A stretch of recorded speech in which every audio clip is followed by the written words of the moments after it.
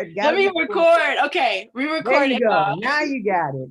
Before I forget, because I do this, I'll get to talking, then I forget to press the record. Okay, so we back. We back for real, for real. Like I said before, welcoming everybody here to the Black Lesbian Archives. First ever virtual exhibit. If you haven't checked out the exhibit, I highly suggest you to check it out. If you're coming here today, if you're here today and you would like a link and you weren't able to see it already, let me know and I'll send you the link and you can check it out. I would definitely prefer that you watch it on your computer or laptop so you can get the full experience. But if you can't, that's cool. You can still, check it out on your phones and things like that. But it's definitely an experience and it's something that you want to really sit with. Can I get the link for my the link? Kerby, which link are you talking about? I see you, Kerby. What's up, Kerby? For the exhibit. For the event.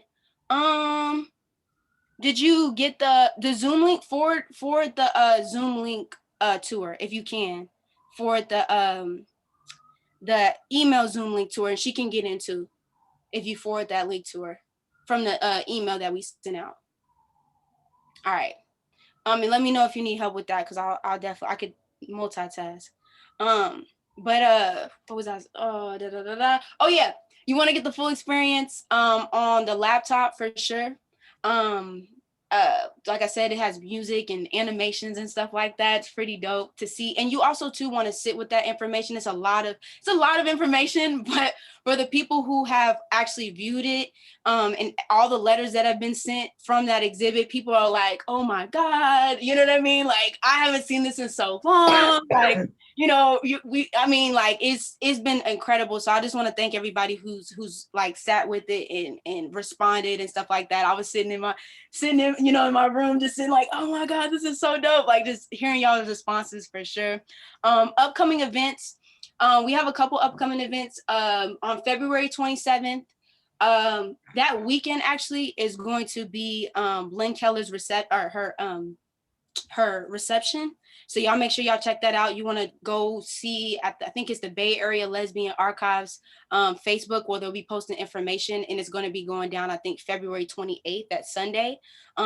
They haven't released any new information that I know, but I'm still checking it just to make sure.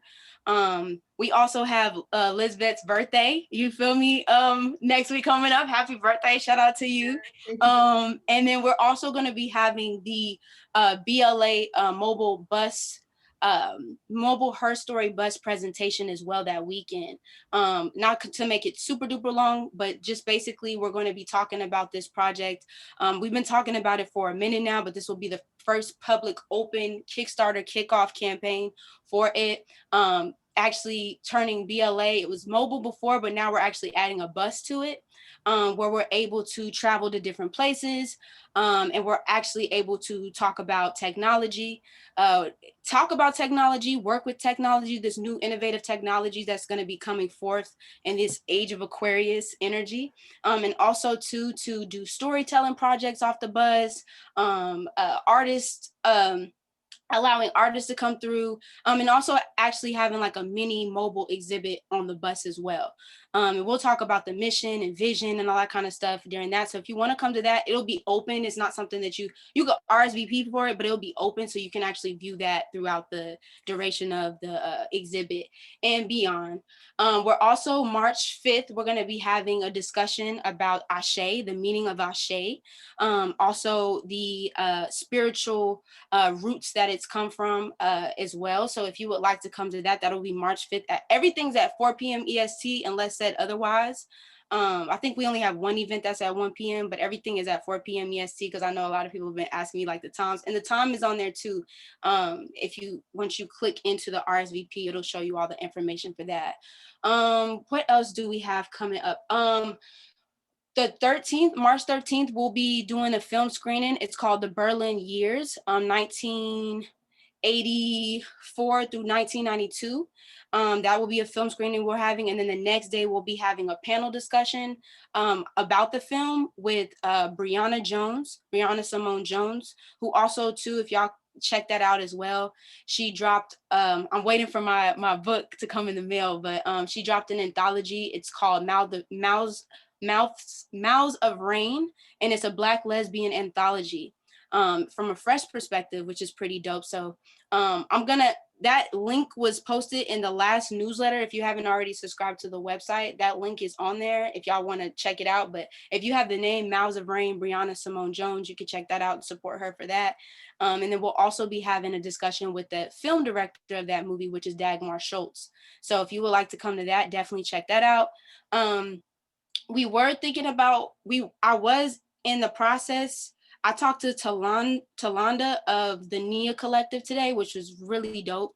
That was really, really dope. I also talked to Wendy, who was actually the president of, the president of the Nia Collective a couple days ago, or actually a couple weeks ago, who gave me information for Talanda. But I don't know if it's gonna. Oh. I know she was going in.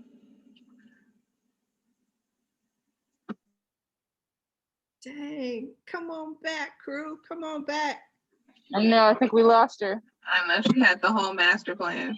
Yeah, she'll be back. She's probably going to get back She down. froze pretty good though. I mean, it could be bad. She froze pretty good. That's true. Hey Kerby, it's nice to see your bright shiny face.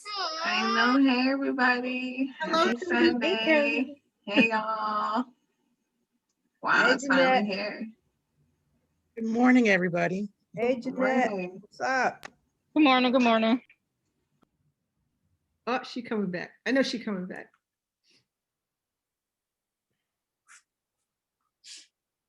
Well, All right, good so tip, if we didn't good have tip if you have low bandwidth is to turn your camera off.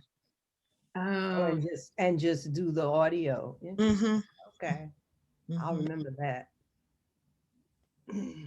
we had a pre thing I was on with her like a couple days ago, and the same thing happened. It took her less than a minute to come back, so I got high hopes.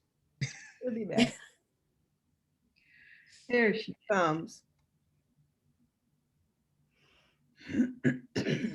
Yeah, yeah. But you're muted, sweetheart.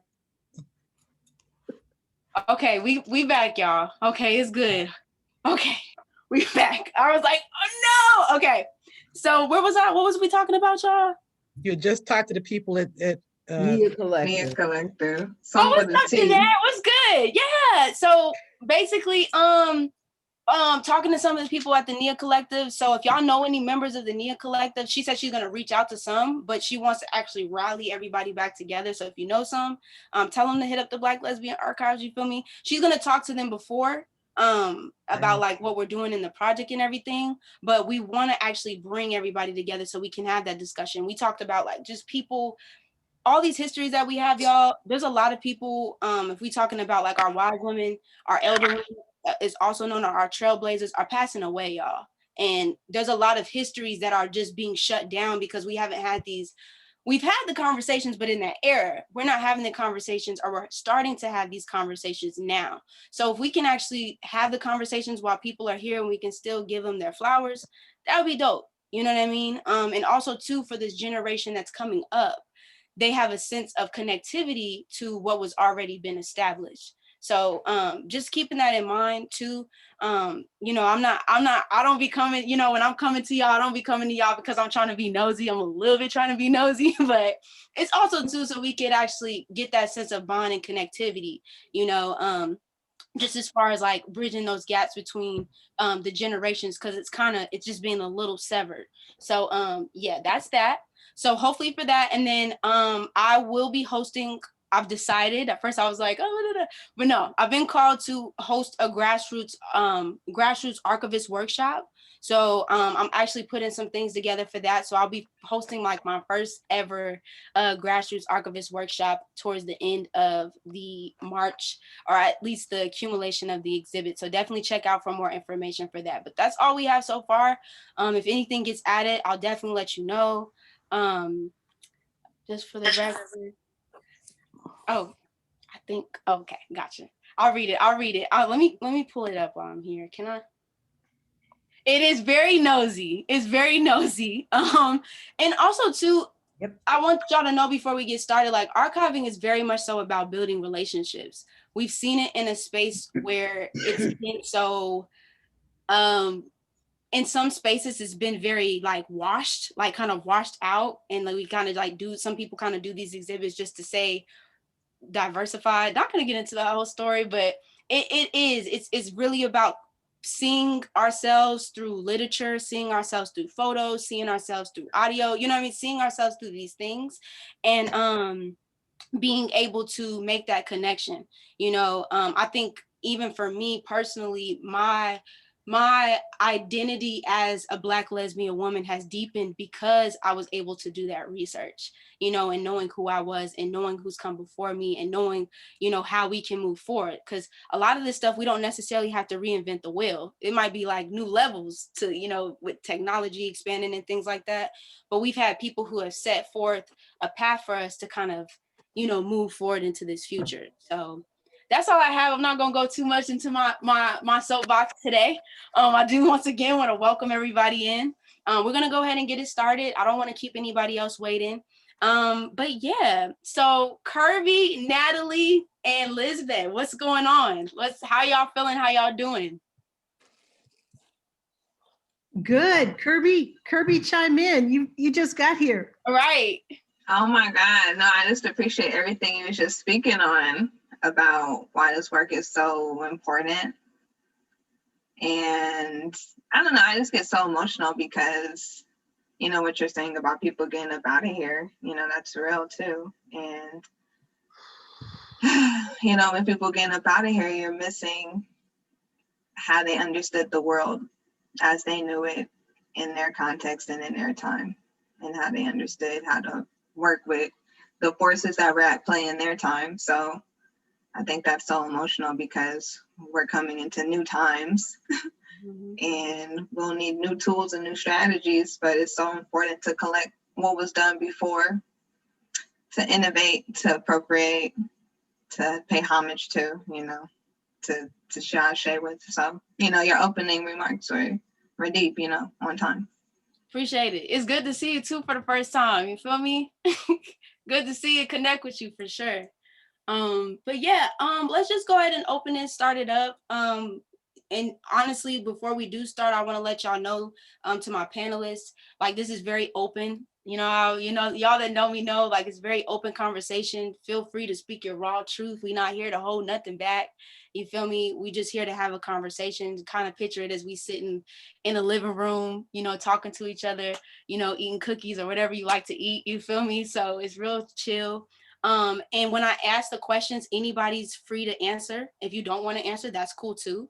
But we just gonna keep it pushing and keep it going. Like I said before, for those that are coming in, it's probably gonna be about an hour and some change. So and if you need to leave, feel free to go. It is being recorded, and let's get it going. Let's get it popping. Let's get it going.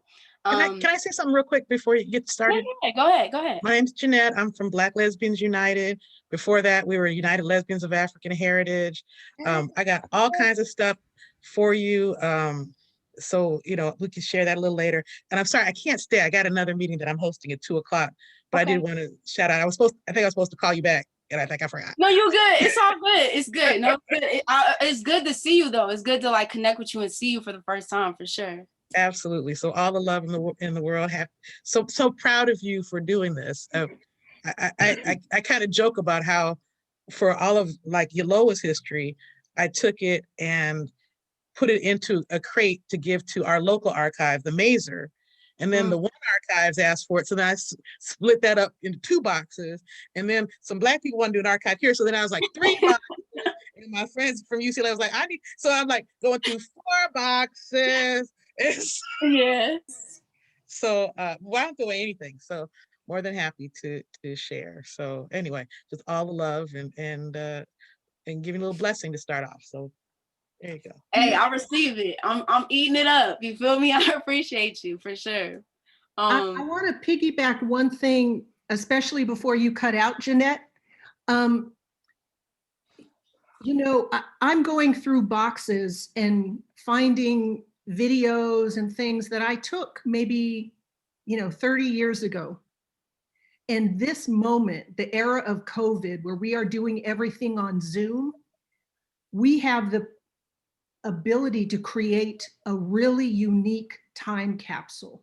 Like these sort of discussions that happened around a kitchen table or in a meeting room where maybe historically you might get somebody who can take good notes. Recording sessions like these for the time capsule are incredible. I mean, you get to see us, we're being real. This has not really existed before. And I think this little slice of time, a year or two, where we are creating, you know, people are continuing to do the work and it's being recorded in a way that's never been recorded before. So, you know, just turn on the record button, you know, spread that link around, download it, you know, make your copies in triplicate and, you know, separate them. But, you know, 40 years from now, 50 years from now, if we do a good job, someone's going to stumble across this conversation and be blown away. So, you know, all of us are archivally minded. I just wanted to put that out there. Most def. I totally agree with you. Definitely. For the first time ever that we've been able to do this, really. And it's as very like, oh snap, you know what I mean? Like, oh, we actually can see each other from different places and different spaces at the same time, you know? So it is pretty dope at the same time, for sure. But did anybody else want to kind of jump in real quick before we get it going, get it started? You know, I think that Lisbet and said it particularly well, that this is certainly an amazing opportunity for us to document our herstory. You know. Definitely. Well, good. Well, let's get into it, y'all. You know, these are our panelists coming into the fold. I appreciate y'all for taking out the time on this Sunday to, you know, commune and be here. First and foremost, like, let's just talk about who you are. You know, of course, you already know zodiac signs, you know, I love it. And then also too, like how you grew up, like where are you from to Oakland? We'll just start off kind of like with that. And for those of y'all that don't know me, because I'm really good for that, my name is Kru Maekdo. I'm the founder of the Black Lesbian Archives, and it founded in 2017. So we keeping it pushing. I'm a Leo Virgo cusp, Pisces rising in the Cancer moon. So I'll start it off and then we can, whoever want to go ahead and jump in can definitely jump in too. You go oldest to youngest. All right, I'll start. My name is Lisbet. I am currently in Oakland, California. I am a California Bay Area native, born in San Francisco, raised in the East Bay, Berkeley, Oakland area. And just out of the way, I'm Pisces, Scorpio rising, Leo moon. Okay, I mean, there you go. It is what it is. Yeah, and I will say, with regards to archives, prior to co-founding ACHÈ with Pippa Fleming in 1989, you know, I was raised in the tradition of the community archivist, you know, where I was surrounded by people who were older activists, and, you know, everybody had a filing cabinet, you know, everybody had a bookshelf overflowing. And I just grew up, you know, as a little kid, observing what was going on around me to know that this is how you do. You know, you grow up, you get involved, you're active, you leave a paper trail, you know, you make history and you put some shit on your wall, you know, so that, you know, in the golden years, you can look back and say, you know what, I did some stuff. So anyway, just really happy to be here, and especially be able to participate in a multi-cross-generational conversation, because yeah. Okay, I'll go next. I'm Natalie, and I am an Oakland native, born and bred. I still live in the East Bay, and I am a double Cancer Sun, Cancer Moon, Aries rising, which, you know, creates all kinds of mischief. And you know, my work is that I'm a writer, I'm an author, and Aché, that work really jump-started the idea of writing into bringing it into fruition. And I think that we can get into more of that later, but I know that was the case for so many of us, that Aché was a vehicle to utilize our voices and has carried us forward. And then in the terms of community, you know, I grew up in a family that believed in volunteerism and giving, and being present in the community. And the way that I do that, both here in the United States and internationally, is that I am an activist for the lives and well-being of people with albinism globally. So that's the work that I do. Hey everyone, my name is Kerby Lynch, and I'm a Capricorn Sun, Taurus Moon, and Sagittarius rising, literally, with a Venus in Sagittarius as well. That's a lot of information.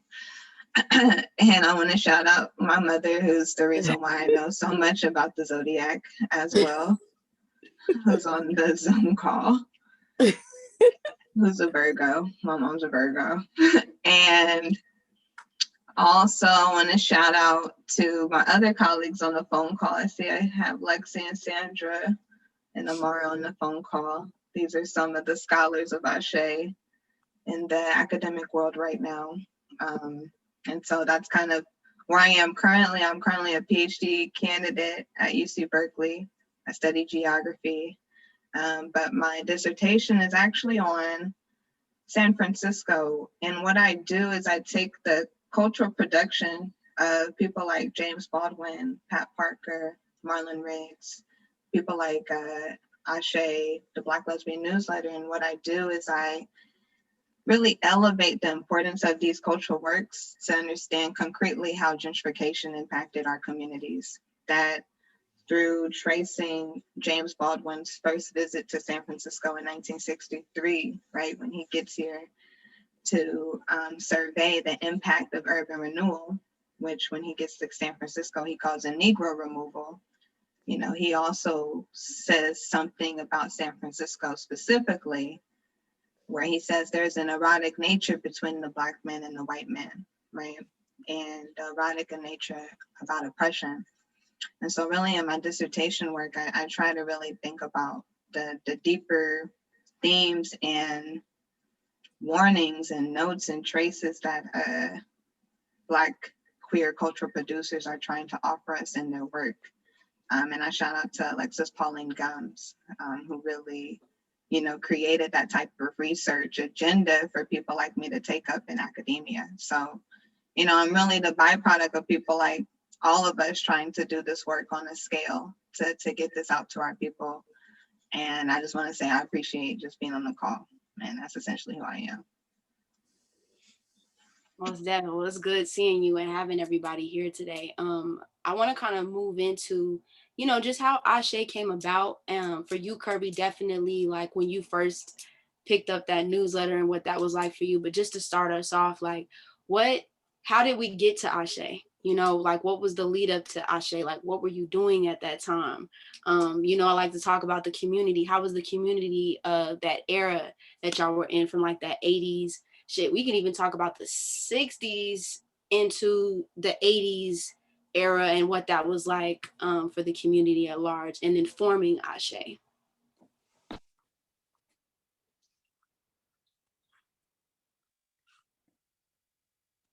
You want me to start? I was going to say, why don't you start, Lisbet, and I'll piggyback on you. Okay. So, you know, I have to say that, you know, I can speak a little bit on the 70s, but really I was a teenager into the 70s and wasn't really grokking much of this until probably like the early 80s when I came out. However, I grew up in Berkeley, kind of like in the epicenter of the women's community. Like there were lesbian couples literally as neighbors on both sides of the house where I grew up. The Berkeley Women's Health Clinic was 4 doors down, and was like the women's community health clinic.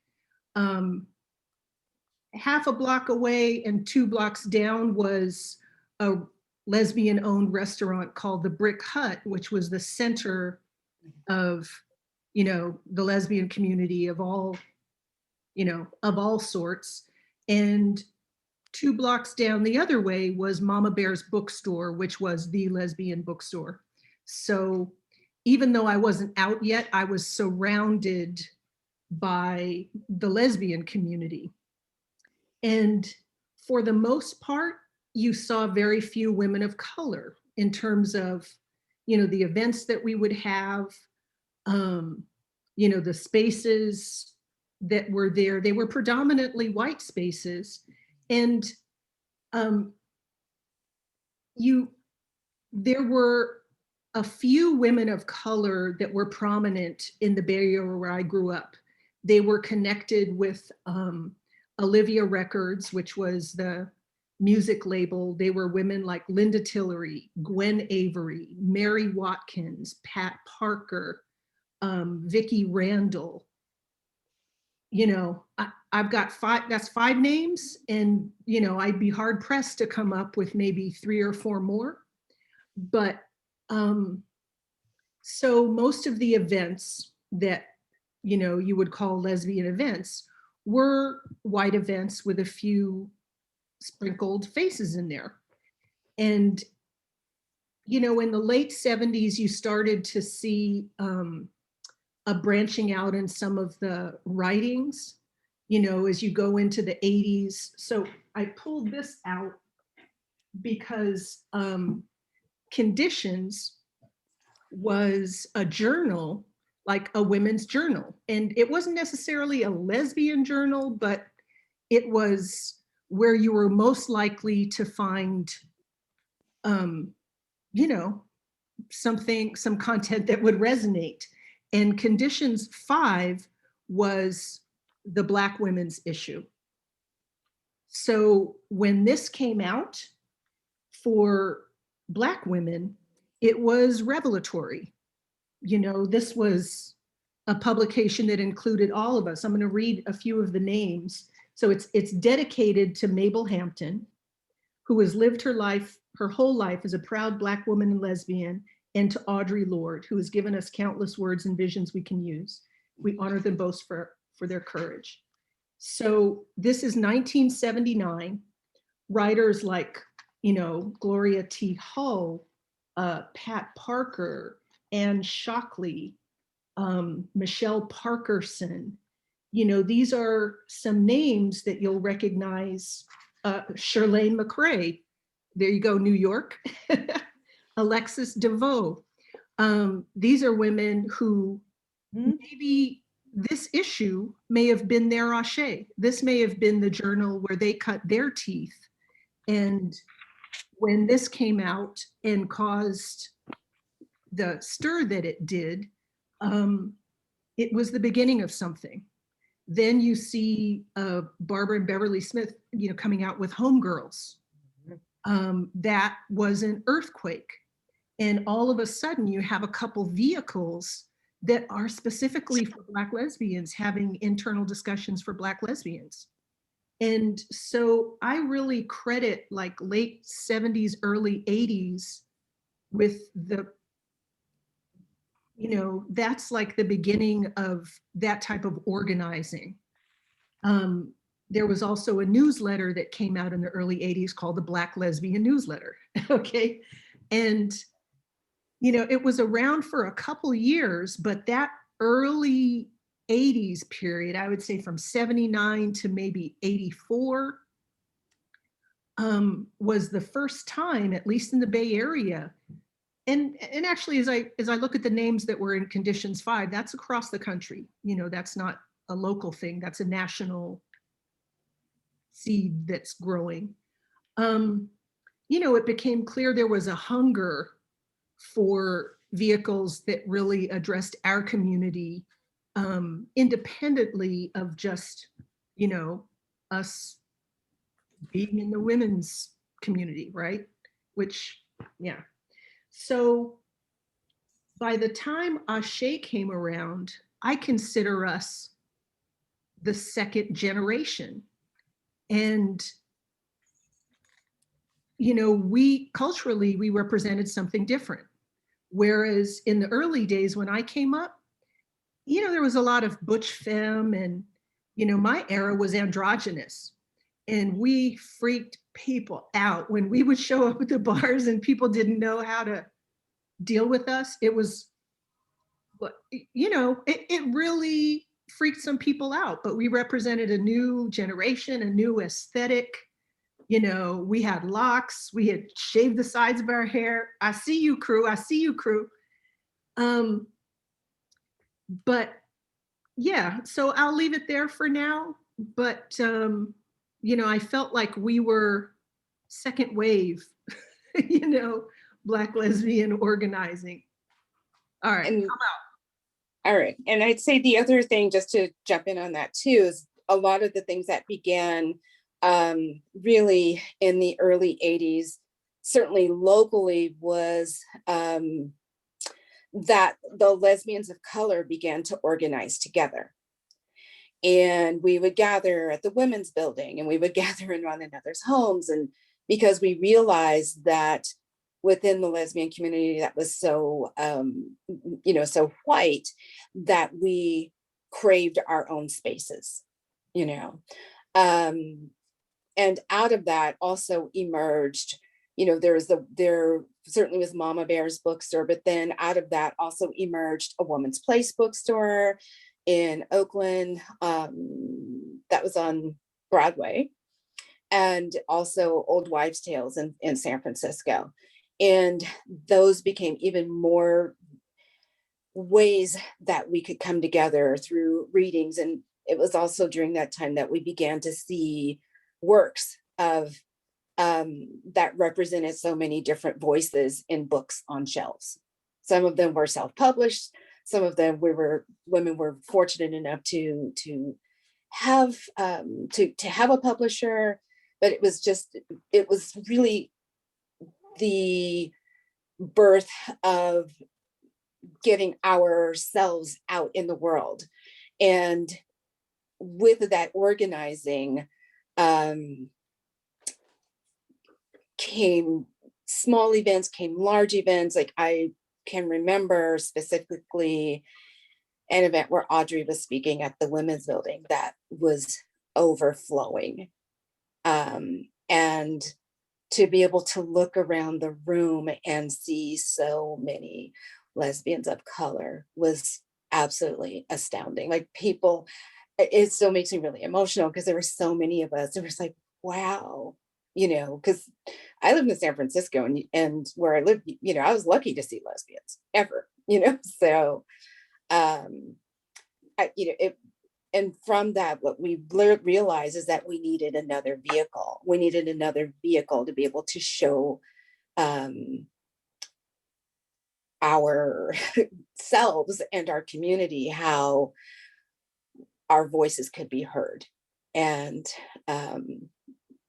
you know, and ACHÈ was born out of that.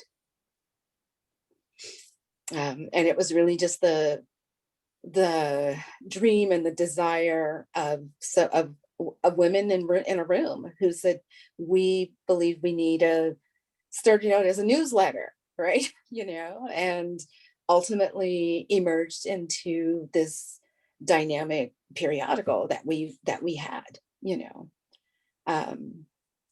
So I'll stop there.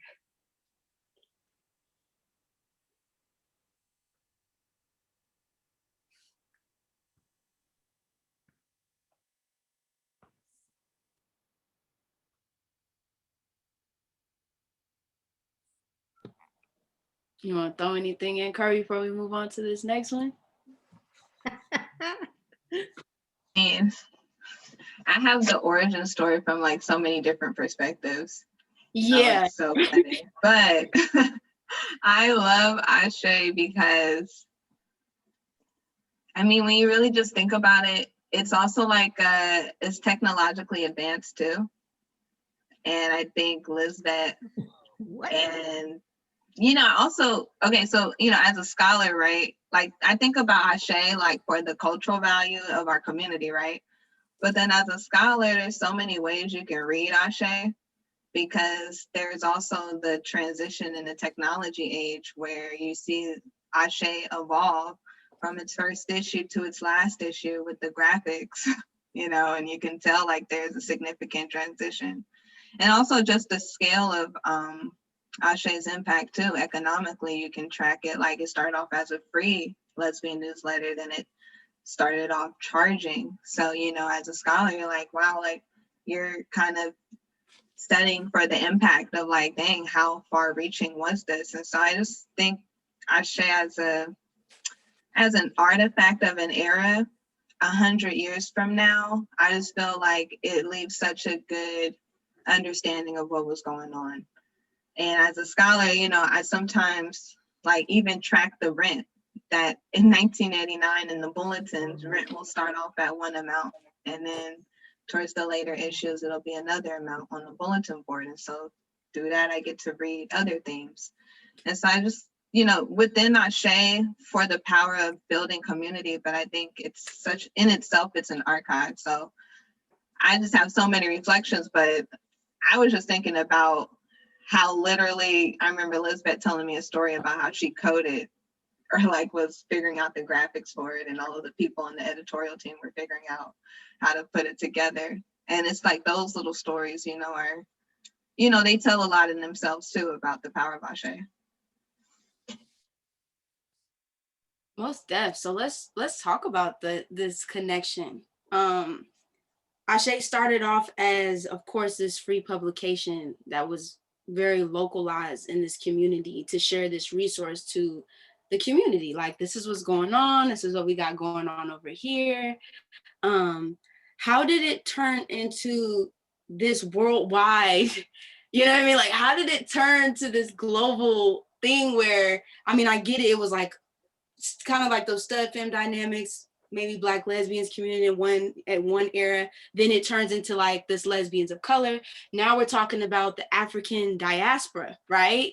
And connecting back to the roots, and then Audrey coming into play, and all these communities starting to meet and connect and see each other. Like, let's talk about that. Like, let's talk about how like it was like, oh, we just kind of coming in to do this, and then it just, you know what I mean, just turns into this whole global wide thing of connectivity. I definitely want to kind of touch on that as well, to account to not only just the publication, but what it did for the community as a whole as well.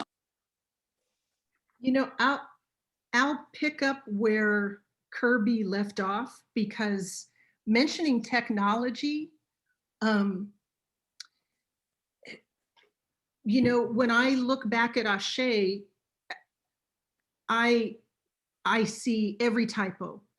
I see bitmap primping. I see black and white. I see sloppy folds, because the era that we came up in, like Macintosh computer had just come out, and I needed one for my business. So I was just learning this new technology, right? There was this new software, what you all call apps now, called desktop publishing. And my girlfriend at the time, Stormy Weber, was a poet, and I was learning how to use this computer and this desktop publishing to print up her poems. And so at some point she moved to New York, and I was still trying to figure out this technology. And that's when I met Pippa Fleming. And we were both tennis players, both had too much time on our hands. So we started to play tennis. And, you know, Pippa is much more social than I am, but I was connected, like I had worked at Pacifica Radio, KPFA, and I did this calendar of events based on my own particular interests, which crossed not only like Black lesbian of color events, but music, radio, television, different sorts of culture. And one day on the tennis court, we thought, you know, it would be really great to put together this calendar. You know, it's like, we should do a calendar of events. And because I still had a lot of Stormy's poetry and artwork, you know, I called her and said, hey, we're thinking about doing this newsletter, and we want to promote your work. You in? She's like, yep. She sent us, you know, the poems that she wanted to use. And so we printed this first issue as a calendar.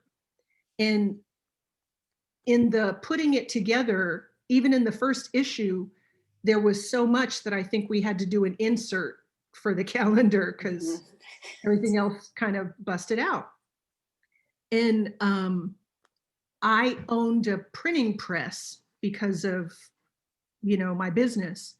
And I thought that this was the sort of thing, oh, I can desktop publish it myself and then just go down and print it myself. And I tried it that first time and I was like, oh no, I'm not that kind of printer.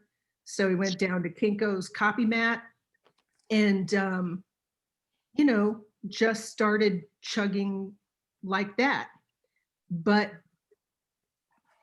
almost immediately, some people were vibing off the calendar. Some people were like, oh, I thought the poetry was really dope. Can I submit something?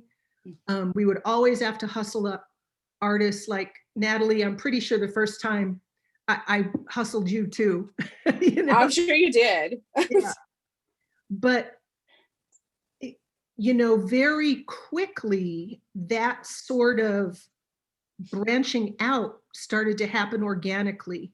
You know, poets were vibing on the poetry, artists were vibing on the artwork, organizers, you know, were interested in getting the word out, and we were starting to get some reach.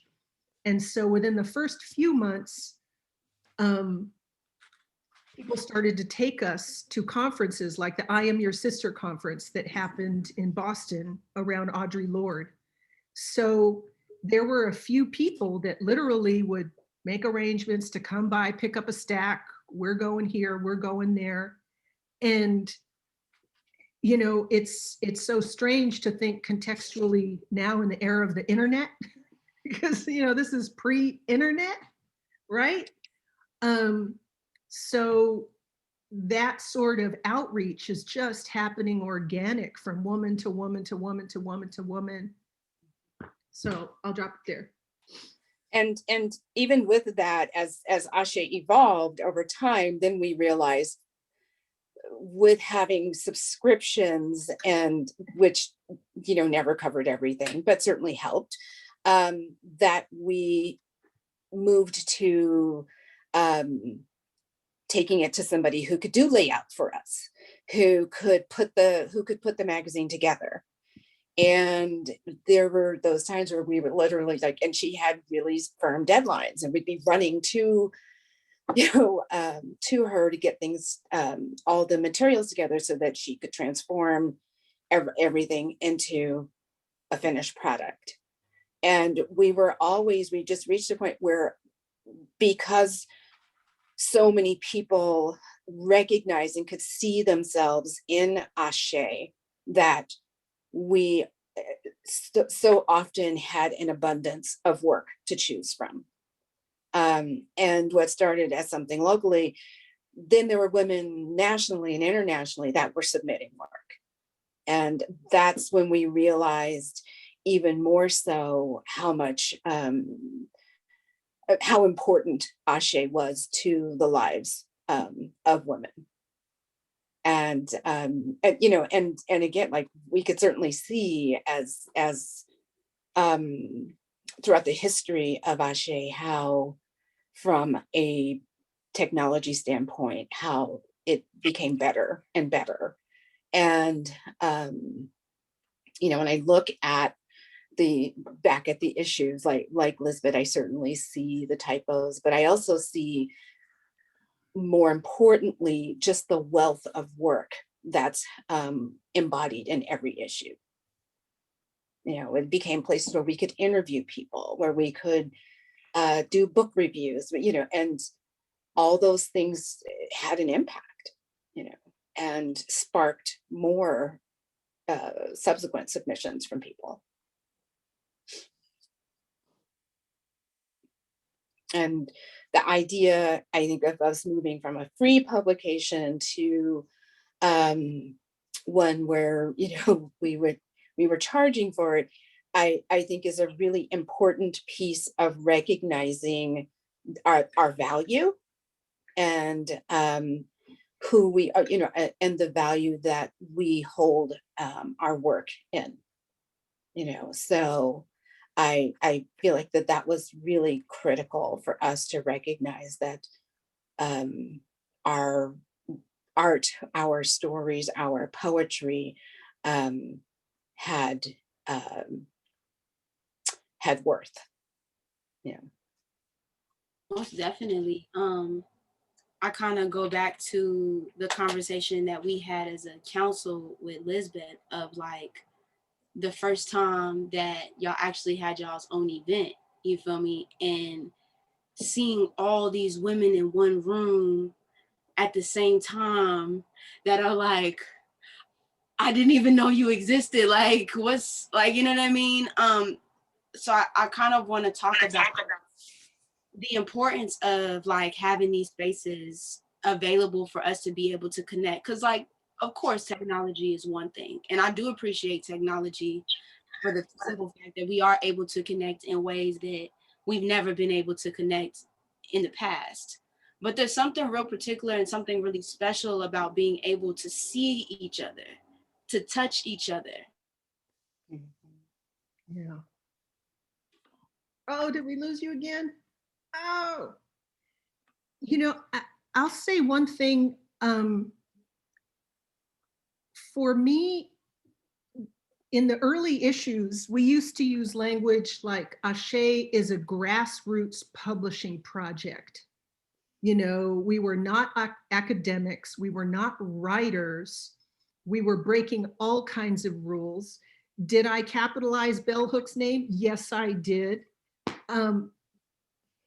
So part of, I think, the power of ACHÈ was its kind of chameleon quality. Like if you talk to 10 different women, some might say it's a journal. Some might say it's an, you know, it does political work. Some might say it's a social group.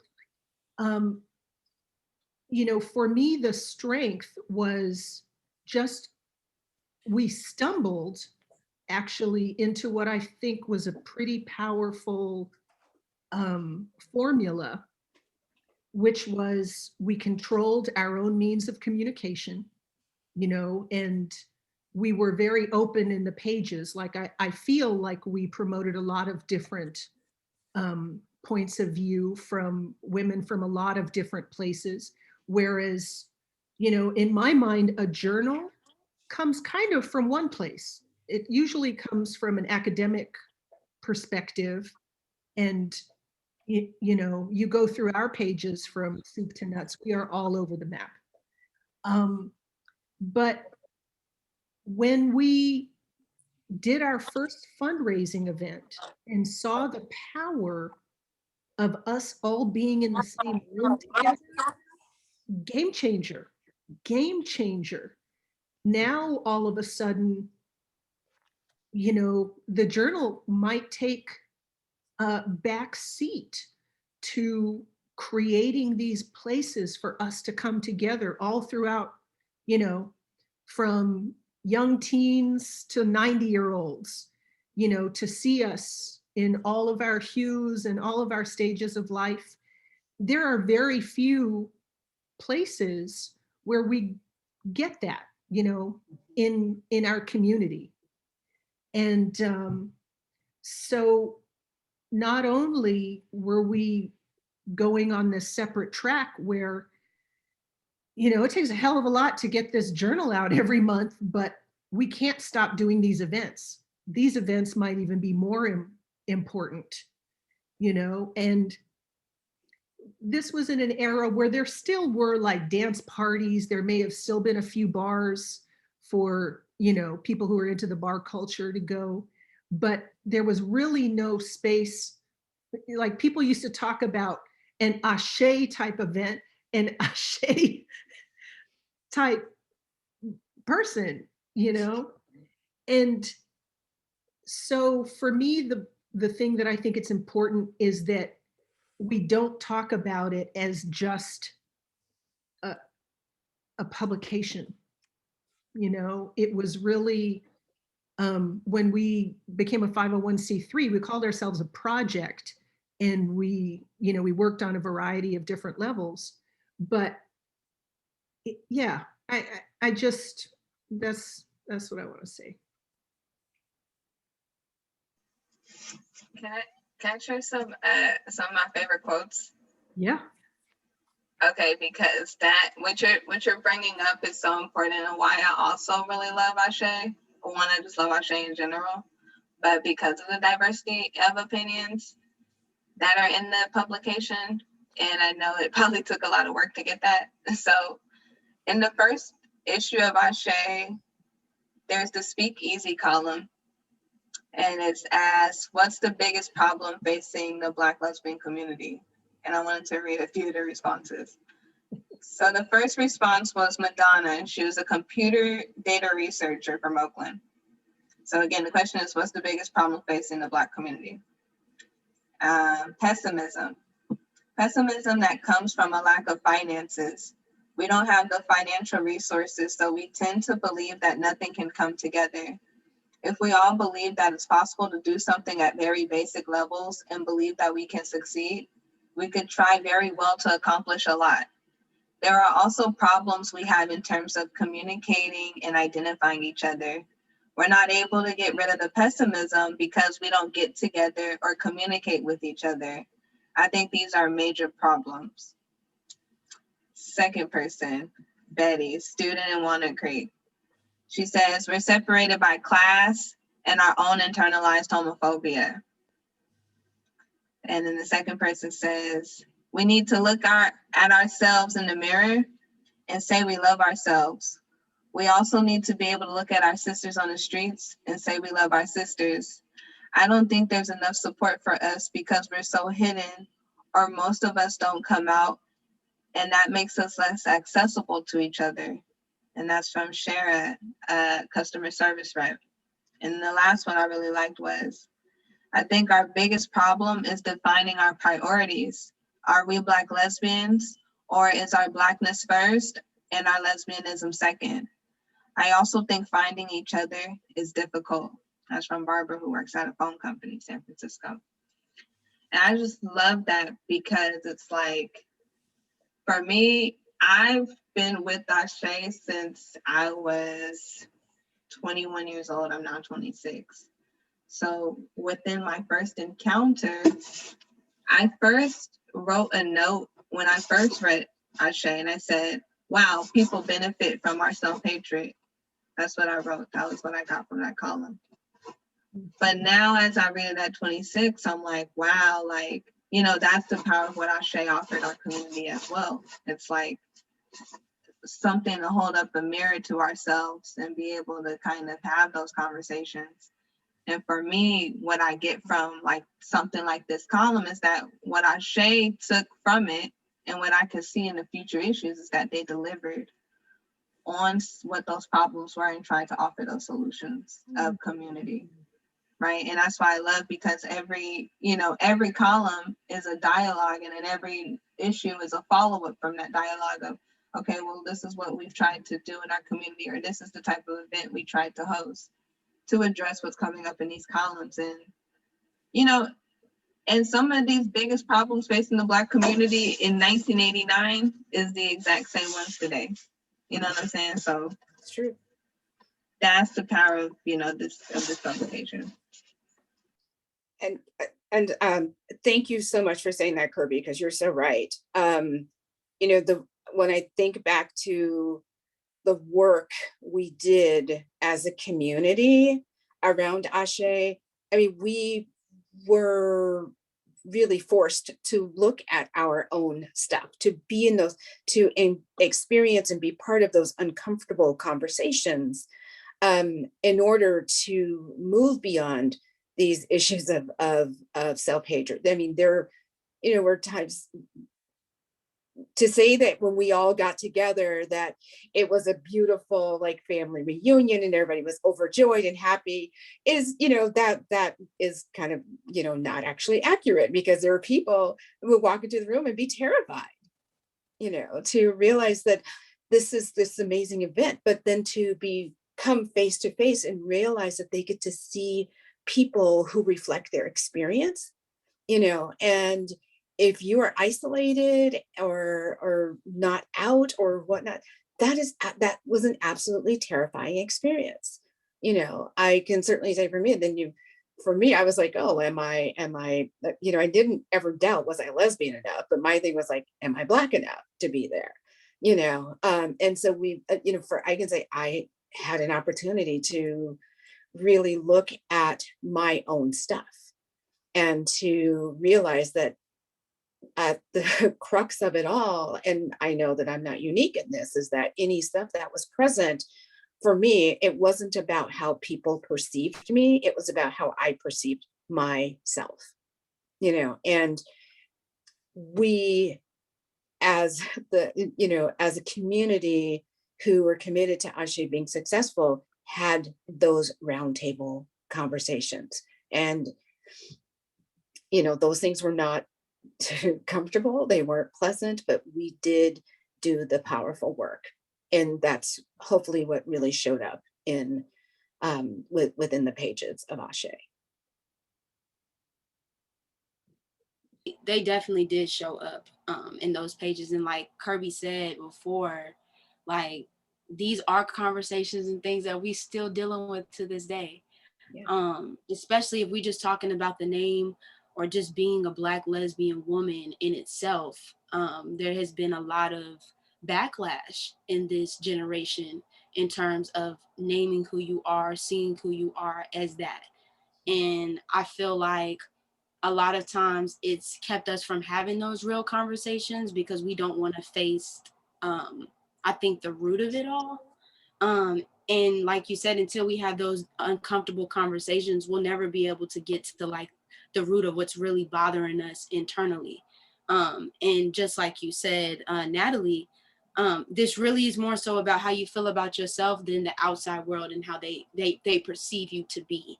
Mm-hmm. And I feel like we're in a process right now that we're breaking through a lot of generational trauma, generational cycles, generational things that kind of, I'm thinking of number 8, them 8 cycles that have been keeping us kind of locked and chained in.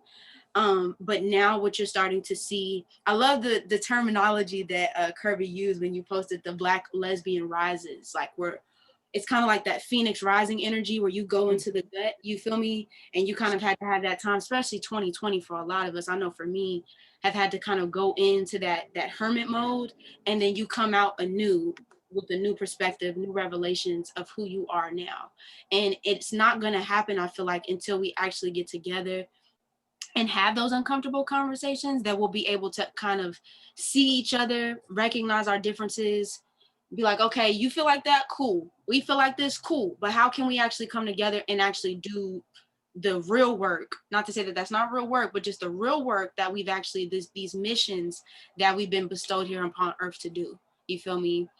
So yeah, I definitely do appreciate that. How do y'all feel about this idea? Or I would say, what some advice besides coming together and having these difficult conversations would you recommend? And even communication, like how we're communicating with each other is another thing. You feel me? There's a lot of cancel culture energy going on right now in the media that having a say so or having an opinion about something can get you swiped.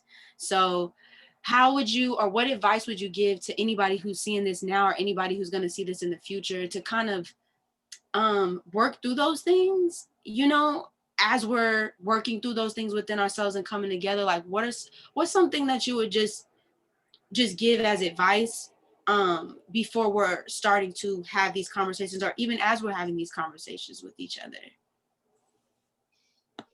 You know, I'll say this, that you know, 2021 is very different than 1989. What the internet has done, you know, culturally, just to really, you know, cauterize our camps, if you will.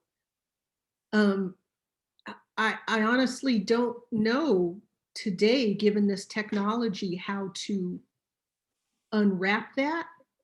But I will say that what ACHÈ represented, well, first going in, from day one, we made sure, even though we were a Black lesbian publication, we had diversity of culture and diversity of opinions. You know, we were coming out, like the Bay Area still had a really strong Black power movement, Black nationalist movement. And, you know, there were a lot of ways that Black people are seen, you know, monolithically, and we are so many things. So ACHÈ, first and foremost, became a safe space for us to articulate our individual experiences, all under the Black lesbian umbrella, right? So on our pages, you would see, you know, it's like, I was the only Black person in my school, or, you know, people say I talk white, or, you know, I'm the darkest one in my fit. It's like, so if there is a space where diversity of opinion and experience can be articulated, you know, without a comment button, you know, that is kind of the first step, because I had so many experiences of, you know, somebody reading an article that you wouldn't think particularly related to them, and they're like, oh my God, that was me. That's how I grew up. And you know, if you have a space where you can see all these different realities without automatically seeing people get beat down for expressing that, you know, because that's what you see now. And the effect is, I'm not gonna say anything. I'm not gonna, you know, right? And we all yearn to be whole people and express our full selves. So I think it really starts with creating a space, whether it's a virtual space or a real space or whatever, where people can really be true to who they are and not immediately get feedback, right? So anyway, but yeah, you all have a task in 2021.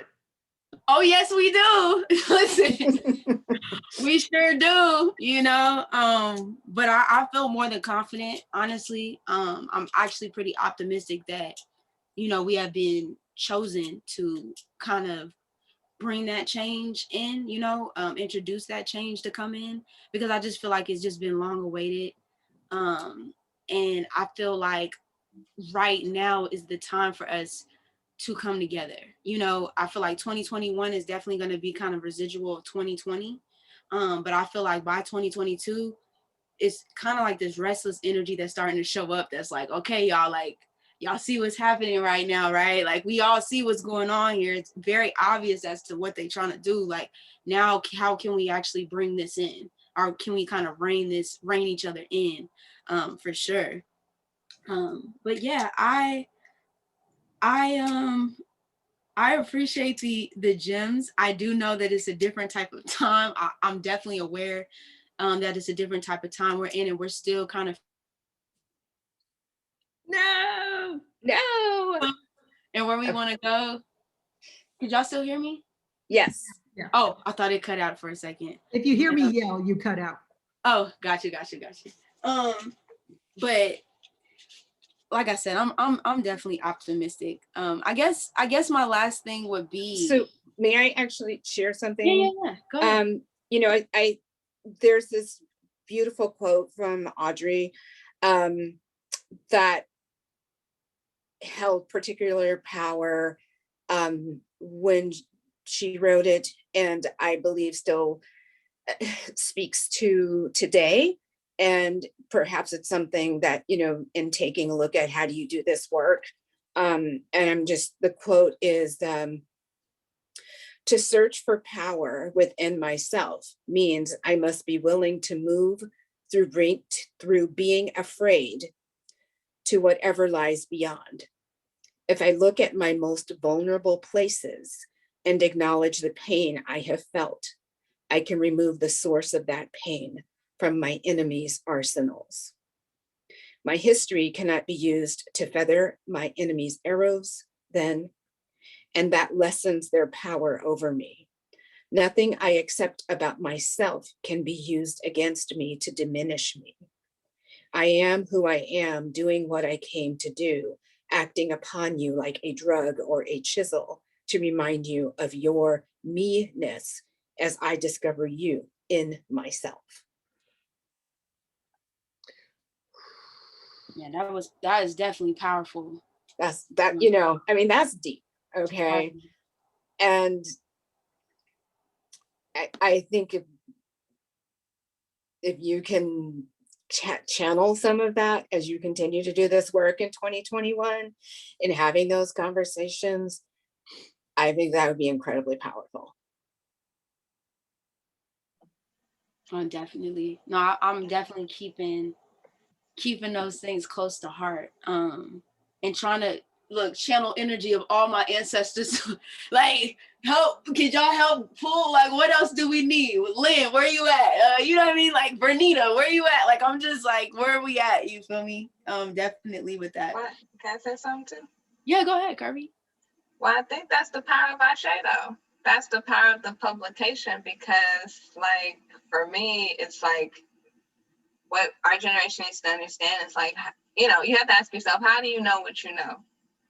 How do we know when we know about the world? And I think with the passing of like such fundamental people in my life, especially my grandmother, who taught me so much I know about the world. That's how I know what I know about how to treat people, right? From Lynn Keller, how do I know what I know about all of the trickery and deception in the LGBT community? I know it through her, right? So as we appear as advanced and elevated and free millennials, right, who get to, you know, take up these new identities as liberated queers, you know, we should just recognize that, you know, just less than 50 years ago under McCarthyism, you know, women couldn't even have their own wages. You know what I'm saying? And that history and time is just so relative. Like, you know, what really is the difference between 1989 and 2021, except the fact that time has passed, right? Like that structurally, what was going on in ACHÈ, which I think is the work of our generation, is that we have to continue to expose the mechanisms. You know, and that's something that, you know, Fanon told us that we were supposed to do in Black Skin, White Mask, that there was a lot of mystification going on, right? That there was a lot of, in these moments of transition, right? Especially now that we've had gay marriage and everything and we're all equal, that things like that mystify, you know, what's really going on. And so I do want to like just put a plug, because I think something like what Lisbet was saying earlier is that the women of ACHÈ weren't academics, and that it was a time where it was a grassroots literary movement. And now we exist in a time in 2021 where we have more Black lesbians in academia, more people who are trying to really think about these issues and attach them to some greater truths about the world, which is colonialism, which is how we even got to be subjugated in the first place, right? And that's why for me, it's important that we understand that Aché is called Aché for a reason. It's not called Black LGBTQ Digest, right? That within it, it's a decolonial name in itself.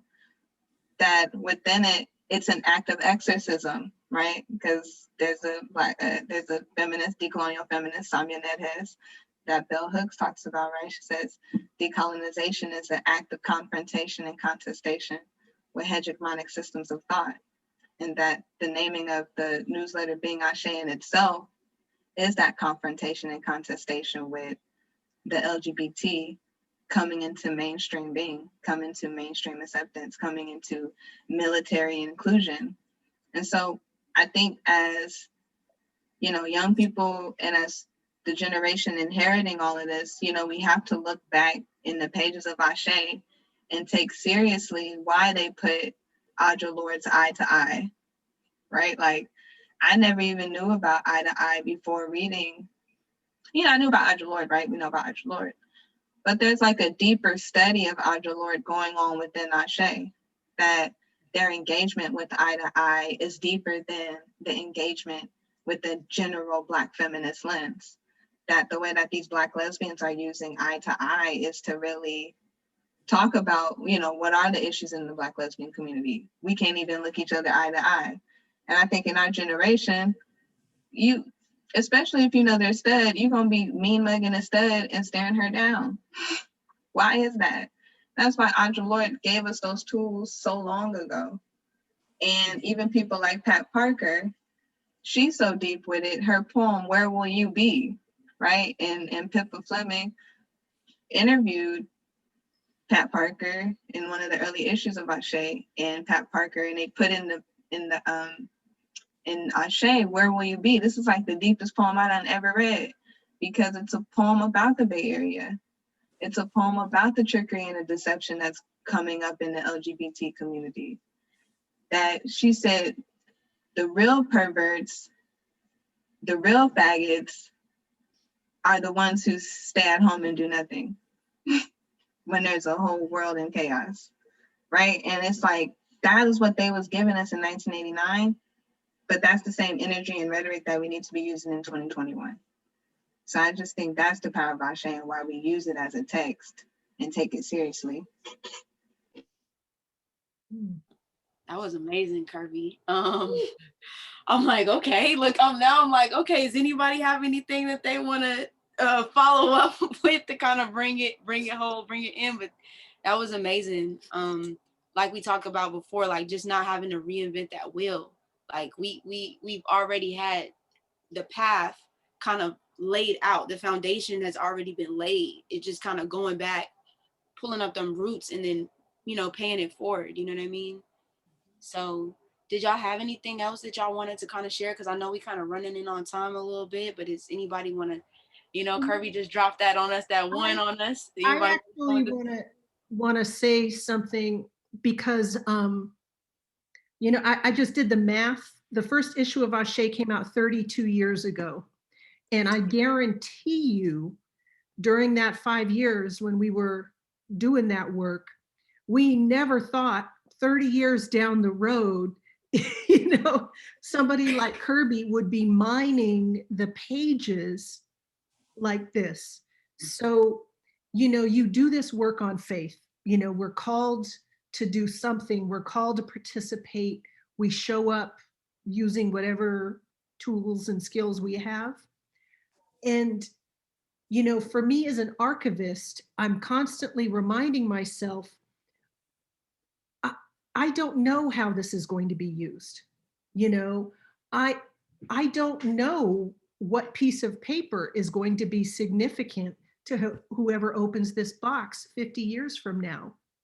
My goal, like, I build time capsules. I want my capsule to be so rich.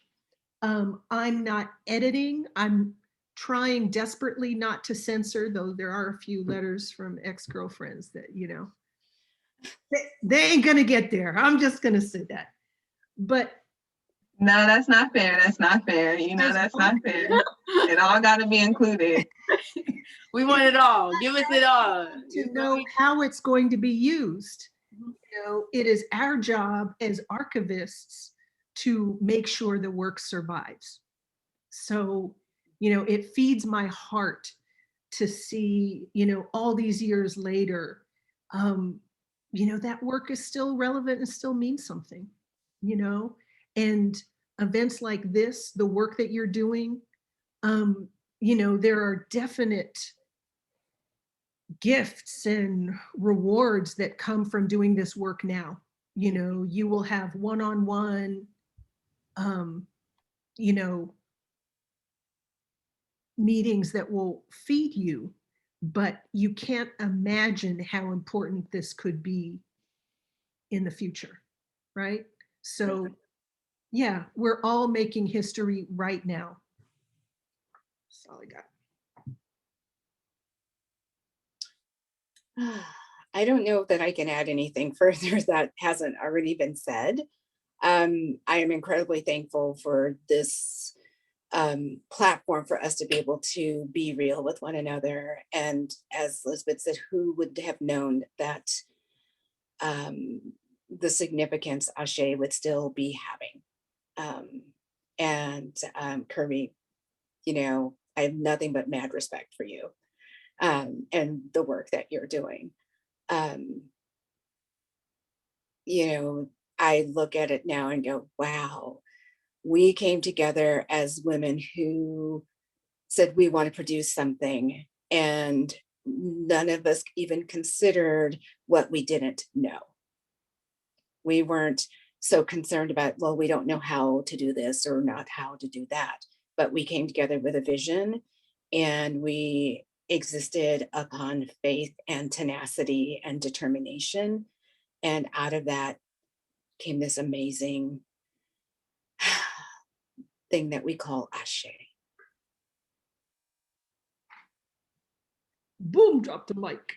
Right. For real. I want to thank everybody for coming through. Is there anybody that had any questions before we kind of, you know what I mean, kind of wrap this in? Honestly, I think, I don't know who said it, but just every time I have these kind of conversations, it's like something in me just like jolts. Like I have like this electricity that's like something just sends, it's like, you know what I mean? Like just, it makes me it's not that I ever question why I do what I do, but if I'm ever like, you know what I mean, on those down periods or those down times, and I'm just like, you know what I mean? It just reminds me why, you know, we're here right now. And it's honestly the most amazing feeling. It's like a rush, like just a surge of untapped energy. So I appreciate everybody for coming through. I appreciate, you know, Natalie, Lisbet, Kerby, and everybody who's here, you know, because you were supposed to be here. And I'm just sending my love to everybody. You know, I would love to create some form of where we're still in conversation, we're still in communication even after, you know, this is over, because this is not just a one-stop shop.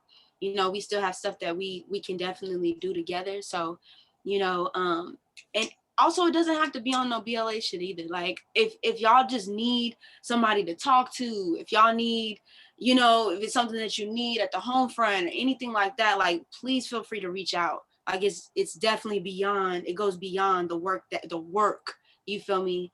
But yeah, anybody have any questions? Like I said, we're gonna go ahead and wrap this up. Thank you for hosting this event. No questions here, but thank you all so much of you feeling so understood and so grateful. Thank you for coming. Oh yeah, go ahead. It's not a question. Excuse me. I'm very full. I'm so glad I came to be a part of this. I knew about ACHÉ just in general, but I didn't know the depths of it and the contributions and how it's interwoven within the fabric of not just Black lesbian community, but lesbians of color and other folk who derive energy from it. I'm also full because I was born in the Bay Area as well and lived out in Daly City with my grandmother, my mother. My mother, my father, and her sister all went to Berkeley. Black folk in the late 60s, 70s going to Berkeley. They all got advanced degrees, masters and PhDs. Kerby, you do that shit. Don't stop. You hear me? Do every single fucking bit of it. The foundation has been laid for you and Kru and all of you to be here doing this. I remember running through campus as a little girl in the 70s and the People's Park March and, you know, the anti-Vietnam marches and my mother getting gassed. Y'all are supposed to be here doing this work. And I'm not saying that to big up my personal, but one of the things that I believe in with all of the work that I do, particularly with Beyond Bold and Brave and Black Lesbian Conference out here in New York City, is that we tend to become siloed in the work. Society makes us believe that because we are female or queer, fluid, Black, of color, indigenous, First Nation, whatever you wish to say, society makes us believe that we have to work within those constraints. And they're not constraints, they're beautiful and they all fluid, let's just be real. But I want you all to know there's a larger community of us out here. For every one of us on this call, on this interacting, there are probably 5, 10, 20, whatever. You know, the Harlem Massive is here. And if the Harlem Massive is here, Brooklyn is here. Upstate, you follow? Oh yeah, we know New York. New York is heavy.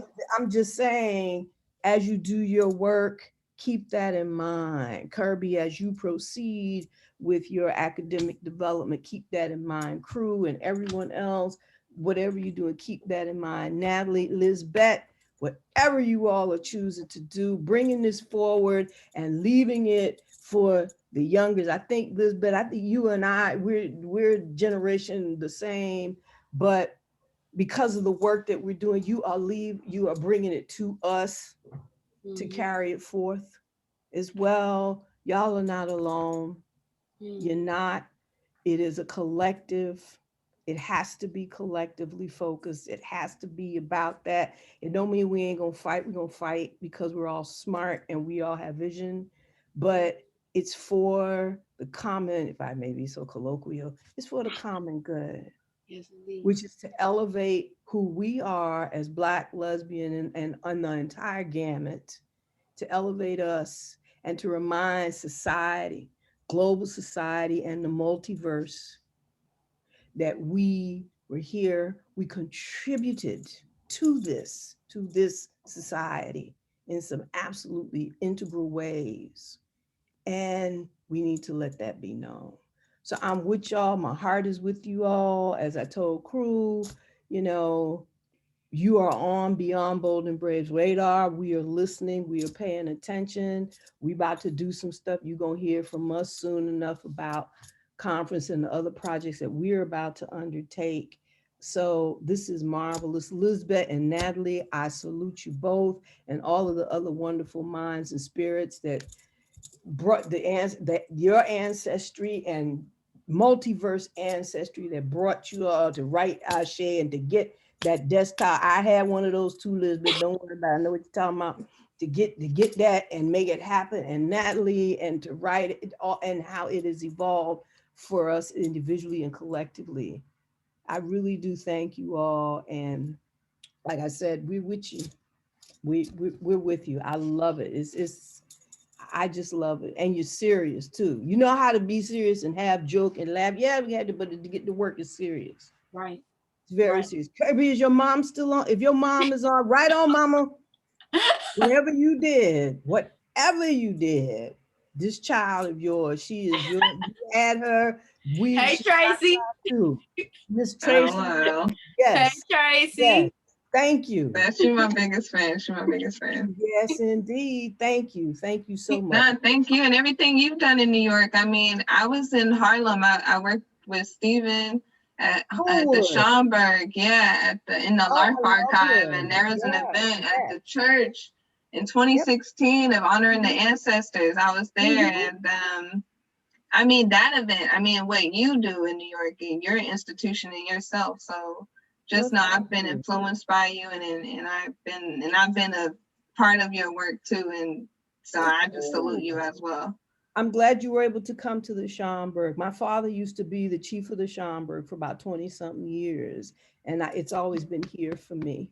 So the fact that you connected with Stephen and whomever else, that again, the path has been laid. You're getting the resources, all of you, getting the resources for what you need to keep this work going. Thank God. And Aché indeed. Yes, Aché. Thank Aché. you. Definitely feeling the love here. I'm feeling all tingly and shit. You know what I mean? Like all bubbly and tingly inside and all that. For real. Did anybody else have anything they want to kind of leave us out with? Because we kind of wrapping this up. I mean, I could go on and on, but I just want to say Kru is so cool. And I just love Kru for the bravery and everything that you're doing for our generation to get put on to the knowledge and to the game, because it is sacred knowledge.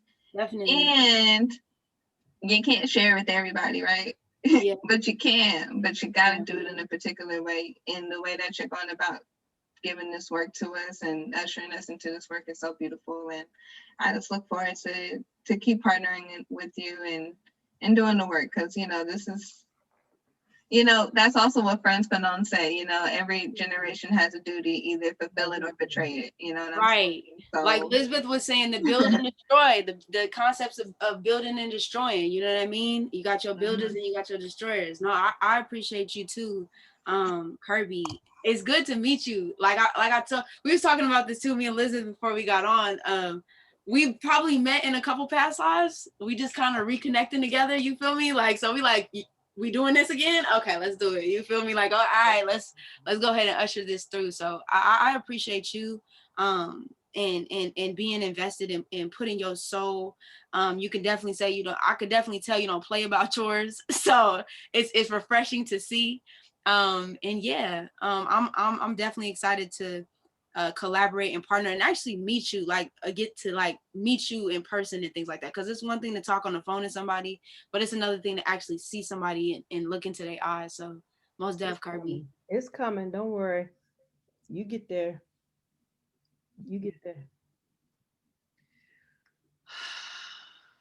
Anybody else before we go? We about to wrap it in. Oh, what's the book?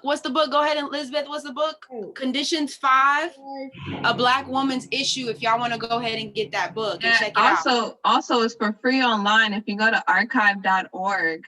Awesome. If you look it up, Conditions 5, look it up. It's there, PDF it for free. Yeah, so I highly recommend it. Yeah, archive.org. It's free. It's on the governmental library website. That's how legit we are, y'all. We in free archives. Right. Yeah, so yeah, highly recommend that. And Lisbet gave me her copy. I don't know if you remember that, Lisbet. You gave me your copy. Oh, nice. Yeah, you told me, no, you take it. Because you say you were going to get another one. You know, actually part of my archive work is whenever I find copies of something like that, you know, heresies, you know, the Black Women's Issue, Conditions 5, Homegirls, I'm always picking up extra copies, because someday I am going to bump into someone who needs it even more than I do. And yeah, I mean, I think you got a lot of people investing in, actually both you and Kru. You know, we are just so grateful to pass the torch and know that you're doing it for the next generation, you know. Plus, you're also, you know, you are doing the work on us, right? It's like, we were not looking at Aché as a scholarly endeavor, you know. It's like, I feel like you're elevating what we do by really mining its relevance, you know. So I'm thankful for you, you know. Yeah, ditto with what Lisbeth said. I'm truly thankful and appreciative of what you're both doing, you know. Definitely. Well, thank y'all. And we appreciate what y'all have done, you know what I mean? And what y'all are still continuing to do as well.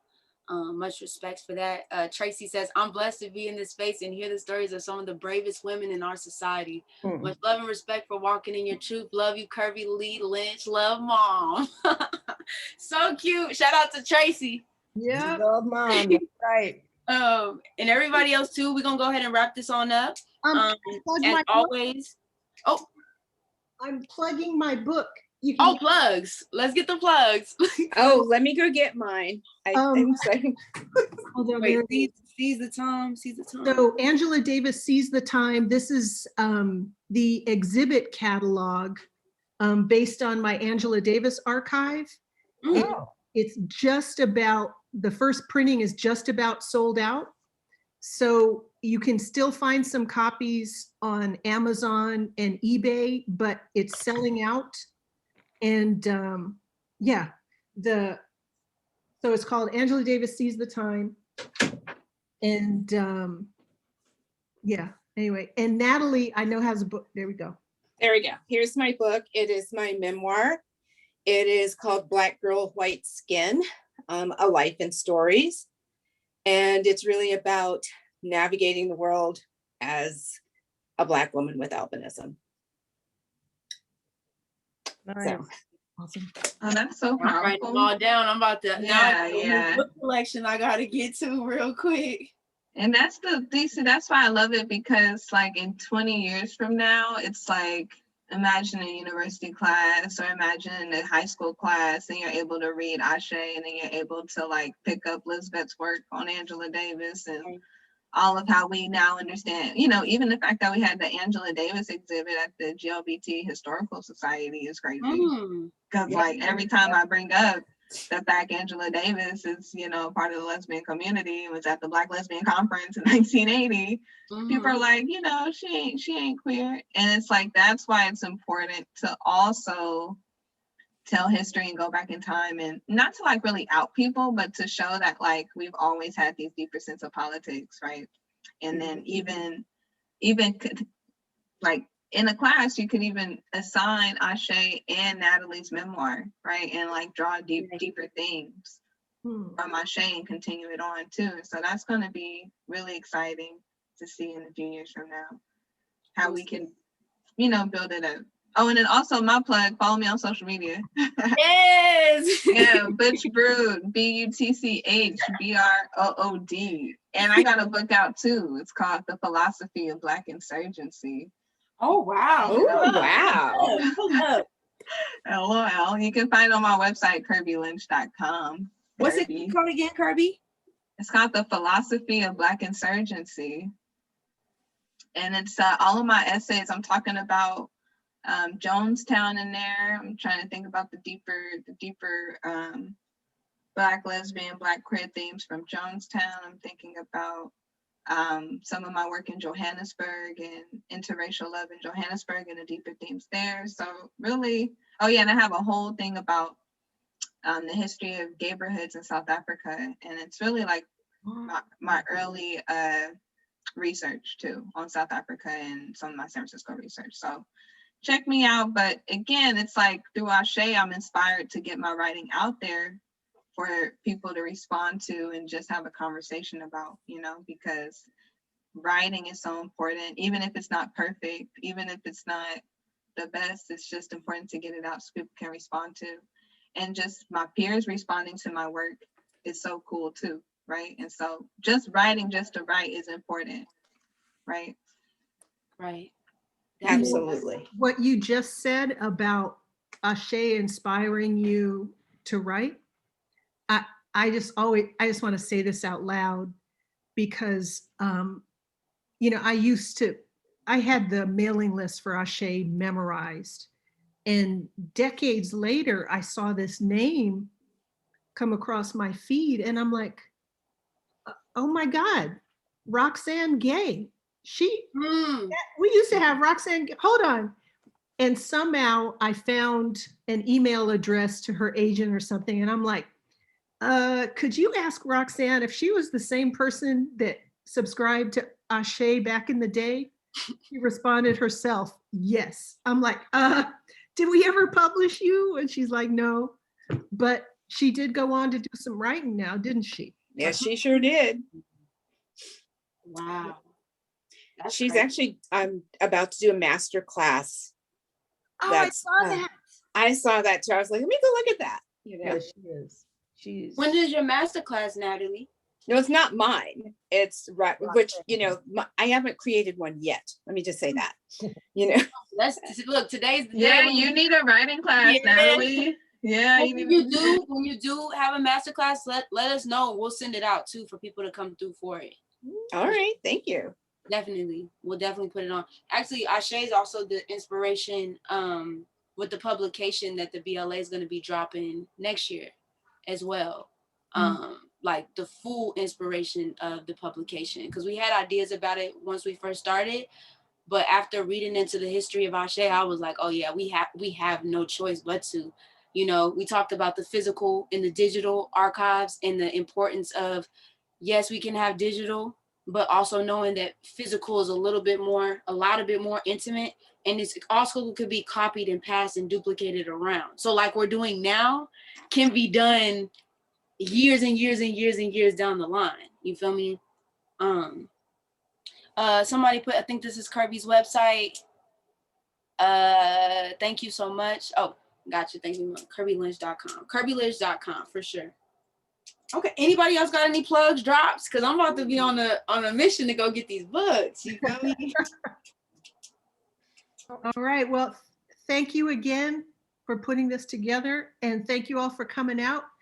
Elise, what was your dad's name at the Schomburg? What's your father's name? His name is Howard Dodson Jr. Oh my gosh. Yes. That's my dad. Wow. Yeah, he was there under his during his tenure. He's the one that got the new build. Well, it ain't new now, but the extension of the original building built. He managed that and another capital campaign. They acquired the remaining Malcolm X papers that were about to get sold on eBay. They acquired some of Maya Angelou's papers. Also under his in his tenure is when Stephen Fullwood comes in to found the In the Life Archives, which is still there now. Stephen's not there anymore, but the archives are still there. So yeah, that's him.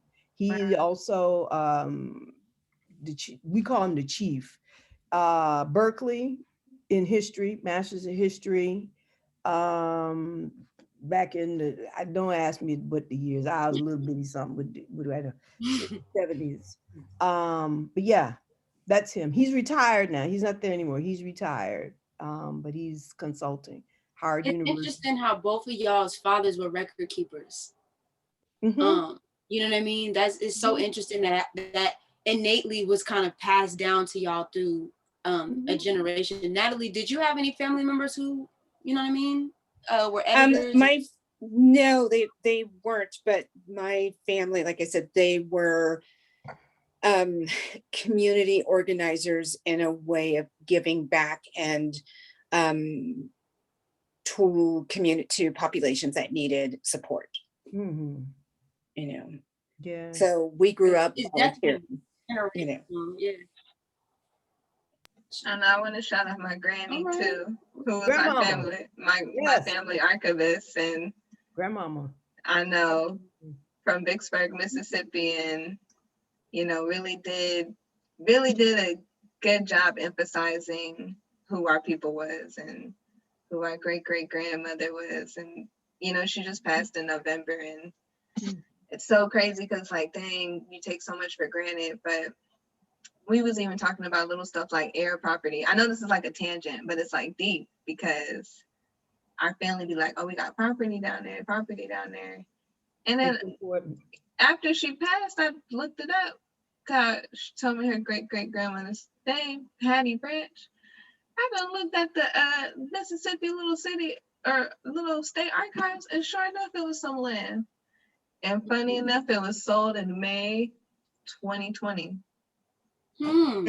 That the city sold it for like $500 to some other developer. Wow. Kerby, I hear you. You know what I'm saying? I do. My family on my mother's side is from South Carolina, the coast, right there, Mount Pleasant, Avondale, and Johns Island, I think. We have a plot of land that we have had damn near since Reconstruction, when my great-great-grandfather bought the land, signed his X on the thing, and we still to this day, I'm the fifth, fourth, whatever the hell generation, we still got that land, and the developers are calling. We sold one part of it, we sold for high six figures because they want it, but the other piece we kept. And that's because it's just important for us as a family. My brother and his kids and his family go, and we're going to go next year. Once Corrina let us travel, we're going to go again. But I hear you. I hear you, my dear. It is. We got to take our history seriously. These people just ain't talking to be talking. Are we gonna No, have they're not. You know what I'm saying? They're not. It's deep. It's deep. Well, thank you guys so much for convening this. And When you said Mississippi, Kerby, it reminded me something. Kru, since you're recording this, can I read that letter? Yeah. Oh yeah, yeah. I was gonna ask you at the beginning to read that when Kerby read the out of the book too. Hold on. Yeah, that was a beautiful letter. Beautiful. And letter. side note, have you been to the Lorraine Hansberry archive at the Schomburg? Nah. Anybody? Listen, No. the Schomburg Center is worth a trip. Oh, I love Lorraine. I met. I've talked to Stephen though. I've definitely talked to Stephen. No, we gotta go. Yeah. No, but Lorraine Hansberry's archive is the craziest archive I've ever been to. I love her work because the archive is deep. But bring it home, Lisbet. Bring it home. So, it's a speech. It was a speech that I gave during the ACHÈ years. And I just ran across it the other day and I was reading it and I'm like, okay. 5 years ago, my friend Pippa Fleming and I co-founded the ACHÈ Journal. At the time, we didn't realize what was started with 2 women would over the years become the baby of hundreds, each of whom shaped and touched ACHÈ in their own way. While the journal may be near, for 5 years, collectively, we created a safe place to meet, exchange our ideas and our dreams. For myself, the experience changed my life. So I'm thinking about you while I'm saying this, but while we're struggling through a hard meeting or sitting in front of the computer in the middle of the night, sometimes it's easy to forget what it's all for. I got a letter a few months ago that helped me remember, and I'd like to read an excerpt of that here. I am 41 years old, Black, lesbian, and in prison. As fate would have it, I have received 2 issues of your publication. I'm not a writer. After 20 years of struggling for human and civil rights here in Mississippi, I wish I were. My entire life has been centered around struggles. I marched side by side with Fannie Lou Hamer being arrested and witnessing her being beaten in her own hometown. I was there for Joanne Little, the Black Panther Party, the United Farm Workers, and many other groups. In spite of all these issues, there was one struggle only a few people knew about, the fact that I was lesbian. And I knew regardless of how hard I worked, how dedicated I was, I'd never be accepted. Sisters just don't do that, I heard. One of the main reasons for me writing this letter is because I've never found anyone I would trust to understand the pain I've endured for a long time. But as I read your journal, it's as if I was reading about myself. Your mere existence has given me a shade of hope I haven't had for so long. I have nothing to contribute financially, but if my thoughts in this letter can help anyone, if just to say you are not alone, then having the courage to say who I am has not been in vain. I honor you, sisters, for what you're doing. And if you've ever touched anyone, you've touched this sister in a Mississippi prison. May peace forever remain with you. Signed, Ada. Yeah. So the work, you don't ever know who you're touching and who you're gonna touch. You are making history now. Mm-hmm. Yep. Definitely. And I think Man, I could go on and on. I won't do it today, but it's listen, y'all are a blessing to us, okay? Y'all are a absolute blessing to just the entire world of that, you know? And that's I could, like I said, I could go on and on, but that's really all I can say. And I think I'll forever, until I go down in the grave, you know, or wherever I go, water grave, you feel me? I'll always have that Akashic record memory of the work that Aché has put forth into the world, really, you know, because it was really bigger than a publication. Like, y'all impacted the lives of people that y'all never even met. You feel me? Like, people y'all never even had any mere conversation with, and just by sharing those words, being in the spaces with these people, literally shifted the whole dynamic of the lives. So thank y'all once again. I can't thank y'all enough for the work.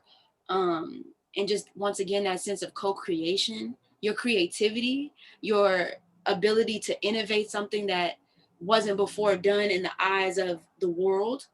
And being able to, even though having those difficult conversations, still being able to come together in a way that was future forward, you know? So thank y'all. Thank y'all for that. And yeah, like, just know that, you know, we here, and if y'all ever need anything beyond BLA stuff, or if it is with BLA stuff, that we here for that too, for sure. But I'm gonna let everybody go. I know we've been getting it cracking. I'm not mad at it at all, but you know, I know everybody kind of has to kind of go about and do. So we'll be in touch soon though. Like, this is not the last meeting. We'll definitely be in touch. We'll talk more. All right. Thank you all. Thank you. Thank you all. Y'all have a good one. Much love to you. Have a good one. All right.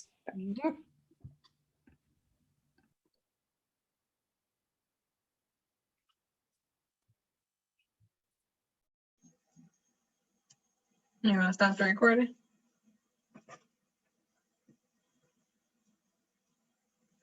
Stop the recording. Let's see.